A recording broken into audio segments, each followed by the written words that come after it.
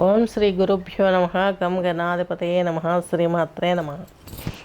ఈరోజు మనము 2025 మే 1 పక్షం అంటే మే 1వ తేదీ నుంచి 15వ తేదీ వరకు జరుగు పక్ష ఫలాలలో అంతర్భాగంగా గోచారం ఎలాగుందో చూద్దాము.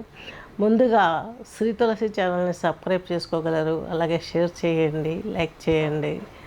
ఇవి చేస్తూ ఇక్కడ జరిగే కొన్ని విశేషమైనటువంటి విద్యలు, యోగ విద్య, యోగాతో అనుసంధానం, అలాగే పంచభూతాలతో అనుసంధానం, వీటన్నిటితో కూడుకొని సంగీతంతో అనుసంధానం, ఇవన్నీ కలవేసి ఉన్న సబ్జెక్టును మరలా పైకి తెస్తున్నాం. ఎవరు కనిపెట్టింది కాదు, గతంలో ఉన్నటువంటి విద్యను మరలా ఒకసారి మనము రీసైకిల్ చేసుకుంటున్నాం. యోగా క్లాస్ కావాలన్నా, అస్ట్రాలజీ క్లాస్ కావాలన్నా, థెరపీ సెక్షన్, మ్యూజిక్తో కూడిన థెరపీ కావాలన్నా ఇక్కడ లభించును. మీరు ఆలోచించి నెమ్మదిగా క్లాస్లో జాయిన్ అయ్యి మీ యొక్క ఆరోగ్యాన్ని, ఆర్థిక పరిస్థితుల్ని అన్నింటినీ కూడా సవ్యంగా నెరవేర్చుకోగలరని, మీ కోరికలు తీర్చుకోగలరని ఆశిస్తూ ముందుకు వెళ్దాము. ముందుగా గ్రహచారం ఎలా ఉంది? రవి వచ్చేసి మేషరాశిలో ఉన్నాడు, గురుచంద్రులు వచ్చేసి వృషభ రాశిలో ఉన్నారు, శుక్రుడు, రాహువు, శని, బుధులు వచ్చేసి మనకు ఈ యొక్క మిథున రాశి సంచారం చేస్తున్నారు. కుజుడు వచ్చేసి కర్కాటక రాశి సంచారము, అలాగే కేతువు వచ్చేసి మనకు ఈ యొక్క సింహరాశి సంచారం చేస్తున్నారు. సో ఇక్కడికి వచ్చేసరికి మనకి ఫలితాలు ఎలా ఉన్నాయని తీసుకున్నట్లయితే, ముందుగా 6వ తేదీ 6వ నెల అంటే 6వ తేదీ మే 6న మేషంలోకి బుధుడు వస్తున్నాడు. 14 మేన వృషభంలోకి రవి వస్తున్నాడు.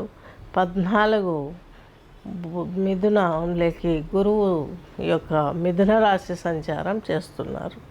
నెక్స్ట్ వచ్చేసి వృశ్చిక రాశి, వృశ్చిక లగ్నం తీసుకున్నట్లయితే ఈ యొక్క విశాఖ నక్షత్రం 4వ పాదము, అనురాధ 4, జ్యేష్ఠ 4 కలిపి మనకు ఈ యొక్క వృశ్చిక రాశి, వృశ్చిక లగ్నం కిందకి వస్తుంది. మీకు కుజుడు వచ్చేసి అష్టమ స్థితిలో ఉన్నాడు. ఈయన షష్టాధిపతి కూడాను, కాబట్టి మీకు లాభాలు ఇస్తాడు. కొంచెం హెల్త్ ఇష్యూస్ ఉన్నప్పటికీ కూడాను, కొంత రక్త సంబంధమైనటువంటి అనారోగ్య సమస్యలు ఫేస్ చేసినప్పటికీ కూడా, దెబ్బలు కావచ్చు, వాటెవర్ వీటి మూలకంగా మీరు పడ్డ విషయాలు, health problems, lower abdomen problems వచ్చే అవకాశాలు కూడా మీరు ఫేస్ చేశారు. ఎందుకు అంటే అష్టమాధిపతి కింది పొట్టకు సంకేతం. ఈ కింది పొట్ట సంకేతం అంటే యూట్రస్ ప్రాబ్లమ్స్ కావచ్చు, మోషన్ ప్రాబ్లమ్స్ కావచ్చు, ఇలాంటివి కూడా మీరు ఫేస్ చేసి కొంచెం వీక్ అయ్యే వ్యవహారాలు కనిపిస్తున్నాయి. ఎక్కువ రక్త సంబంధమైనటువంటి వ్యవహారాలలోనే ప్రాబ్లమ్స్ జనరేట్ అయ్యే అవకాశాలు కనిపిస్తున్నాయి. నెక్స్ట్ అందరికీ చెప్పుకోదగ్గ విషయం ఏమిటంటే, ఈ యొక్క వృశ్చిక రాశి వారికి 2వ ఇంటి అధిపతి, పంచమాధిపతి అయినటువంటి బృహస్పతి వచ్చేసి కోణస్థితిలోకి రాబోతున్నారు. కాబట్టి నెక్స్ట్ పక్షంలో చక్కని మంచి బెనిఫిట్స్ ఉంటాయి. ఫ్యామిలీలో గుడ్ ఎన్విరాన్మెంట్ ఉంటుంది. పిల్లలకు సంబంధించినటువంటి ఆ యొక్క లాభాలు చూసి మీరు ఆనందంగా ఉంటారు. మీకు వివాహం కానీ వారికి వివాహ బాంధవ్యం తోడవుతుంది. మంచి సంబంధాలు వచ్చే అవకాశాలు ఉన్నాయి.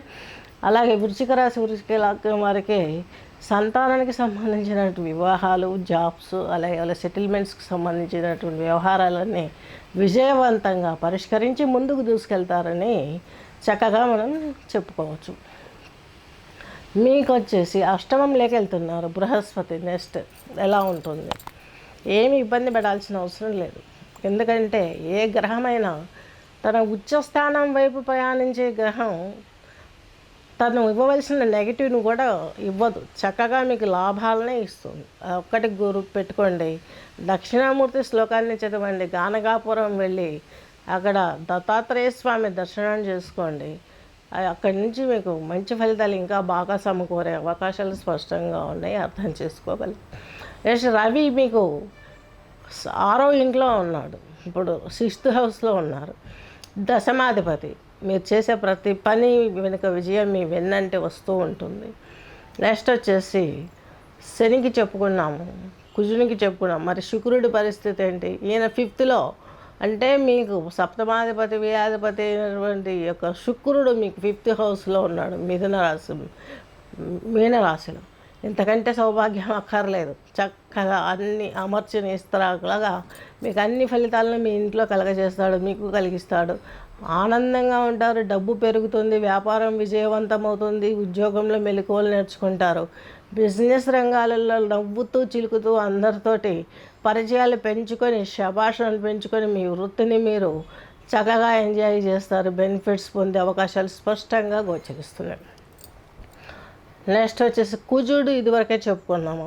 ఇది ఒక వృశ్చిక రాశి వారి యొక్క గోచారం. వృశ్చిక రాశి వారి కందిపప్పు ధాన్యాన్ని మీరు ఈ యొక్క అష్టమ కుజుడు కాబట్టి కందిబ్యాలను దక్షిణగా డబ్బులు పెట్టి వస్త్రాలు, ఎర్రని వస్త్రాలు ఇచ్చి బ్రాహ్మణునికి దానంగా ఇచ్చి ఆశీర్వాదం తీసుకొని ఇంటికి వచ్చి స్నానం చేసి పూజ చేసుకొని మీ వ్యవహారాలలో కార్యక్రమాలలో ముందుకు సాగిన ఎటువంటి ప్రాబ్లమ్స్ వచ్చే అవకాశాలు కనిపించట్లేదు. స్వస్తి.